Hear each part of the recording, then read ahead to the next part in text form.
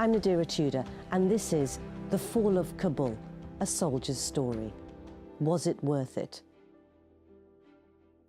So I'm going to take you back to the moment that you realised that Kabul was falling that day. What were you doing and how did it make you feel? I think, to be honest, I'm trying to remember exactly where I was. I can't remember, the exact place. I think I do remember being in the kitchen, sort of thinking, quite a lot about it. And initially, my initial reaction was one of real kind of frustration and anger, because I felt like absolutely sort of, one of those things where you just think, this can't be real, this can't be happening. But yeah, I don't remember the place so much. I think about, stood in the kitchen, sort of seeing it on my phone or something, and just thinking, this is, yeah, unbelievable. But my attitude, I think, has changed slightly towards it, because you have to. I think it was something that initially just maybe just really, really angry and frustrated, but actually later on, I got to the point where I realised, this isn't anything to do with, this isn't on us. This is I think that certainly from my perspective as British Army, I think we did everything we could, and we stayed as long as we possibly could. And it was actually after the withdrawal, the main withdrawal had already happened, and then, and then obviously it was only really when we'd already left that the Taliban sort of started to really advance and take ground. So I feel like it was, the way I've come to terms with it is looking at it as that this is on the Afghans themselves. We did everything we could, but at some point we had to step away and leave, and so they, ultimately, I think that they sort of didn't really take enough responsibility for their own country. If they really wanted to keep the Taliban from taking the country over again, they probably could have if they were committed to it. But I think there was a lot of corruption, and I'm certainly not an expert, but that's the way that I've come to terms with it anyway. I deal with it by thinking, well, it's not on us. It was the Afghans have really, the Afghans have kind of made their choice there in a sense. I know that's maybe not a very nice way to look at it, but yeah. You say you were frustrated and angry. They're two big emotions, really. Why were you frustrated? I think it's because of the amount of,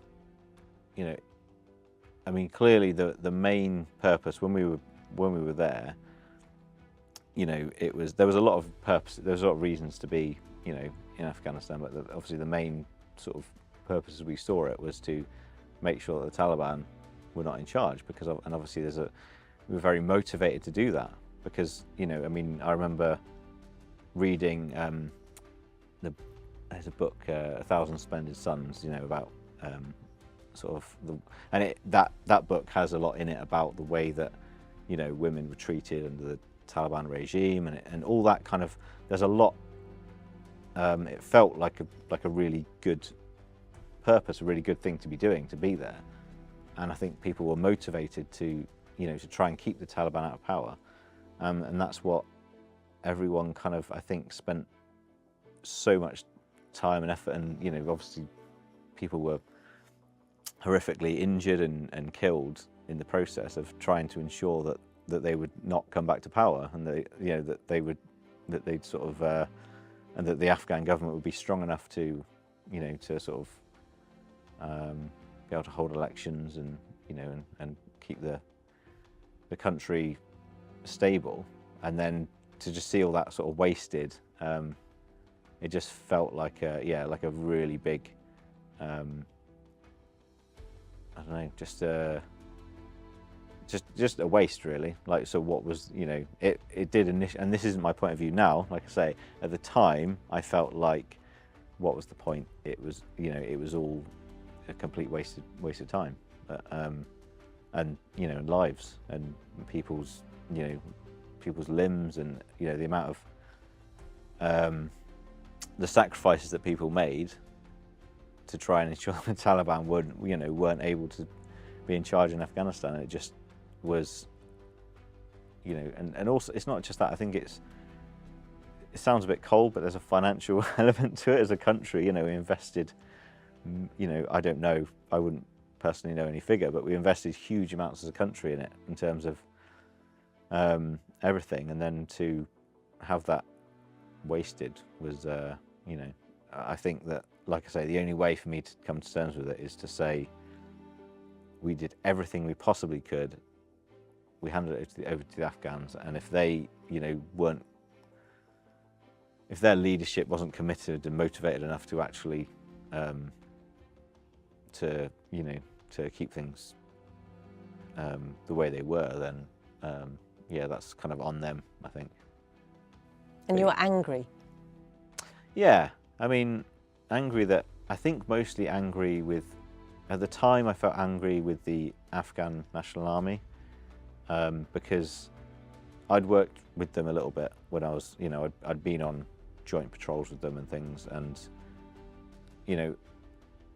they did, at the time I think they did sort of, everyone really did sort of think they lacked professionalism. They didn't have the same kind of level of professionalism on an individual basis or anything. They didn't seem to really care that much at the time as well, and that's why I sort of reflected back on that at the time and thought, why don't just? But actually, in hindsight, I think that it's got a lot more to do with their leadership and their generals that actually were probably quite corrupt and were taking funding and rations for soldiers they just didn't have, and so they just weren't as fully manned as they were supposed to be. A lot of people just weren't, just weren't turning up, presumably. So yeah, I think, yeah, just angry that we've got so many people that have had their lives completely changed or ended, during that period. To be, I think I felt more angry on behalf of the families of people that didn't come back, because I felt like, how do you explain this to them? How do you explain to them that this was ultimately a sort of fruitless thing. Did you feel like that? Did you have personal experience, I suppose, of losing people, and that made you feel like that, or watched people's limbs get blown off, for example? Yeah, so I think I was very lucky in that. So when I wasn't a photographer at the time. I was in the infantry when I served in Afghan, and I feel like I was very lucky because I know, I did know people that were killed, and I did know people that had terrific injuries. I didn't personally see anyone get anything worse. With my own eyes, I didn't see anyone get anything worse than a gunshot to the leg while I was there. So, even though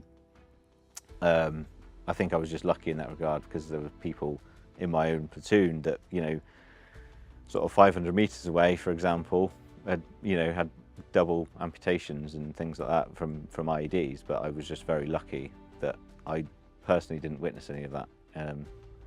But yeah, I think back to people that I did know that were killed, and yeah, you just think, what sort of, it seems a bit